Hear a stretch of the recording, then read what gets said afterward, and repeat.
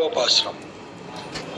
ஆடி மலர்கண்ணாக ஒன்று நீ கை கரவே ஆலியில் புக்கு மகந்து கொடார்த்தேரி ஊழி முதல் மலரில் மல் போல் மெய் கருத்து பாலியந்தோளுடை பற்பனாவன் கையில் ஆளி போல் மின்னி வலம்புரி போல் நின்றதிந்து தாளா தேசாரங்கம் உதைத்த சரமடை போல் வாழ உலகினில் பெய்திடாய் நாயுளும் మార్గళి నీరాట్ మాగిల్ నేందులో రంబాయ్.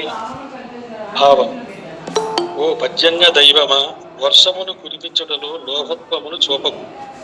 నీవు సముద్రములోని నీటినంతను కడుపు నిండుగా త్రాగు. అటు పిదప నీవు పైకెగసి సృష్టికంతకును కారణభూతుడైన ఆ శ్రీమన్నారాయణని శరీరపు రంగు వలె నీ శరీరమునకు ఆ నలుపు రంగు రుద్దుకొను. స్వామి కుడి చేతి అందున సుదర్శన చక్రము వలె మెరియు, ఎడమ చేతిలోని పాంచజన్య శంఖము వలె గంభీరముగా గర్జించు. స్వామి సారంగమును ధనస్సు నుండి వెలువడి అవిరల శరాలుగా వర్షాధారాలను కురిపించు. మేమందరము ఈ వర్షాధారాలలో స్నానమాడుతూ లోకము సుఖించినట్లు వర్షించుము. మా వ్రతమును నిరాటకముగా చేసుకున్నట్టుకై ఇక ఏమాత్రము ఆలసింపక వెంటనే వర్షింపు స్వామి.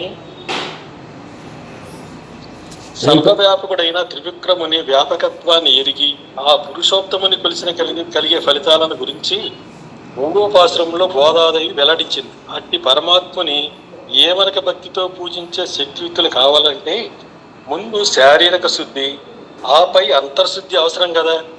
అందుకే బాహ్యశుద్ధి కొరకు గోదాదేవి వర్షదేవుడైన వర్జన్యుని ప్రార్థించి వ్రతాంగమైన స్నానానికై వర్షించమని కోరుతున్నది ఈ భాష.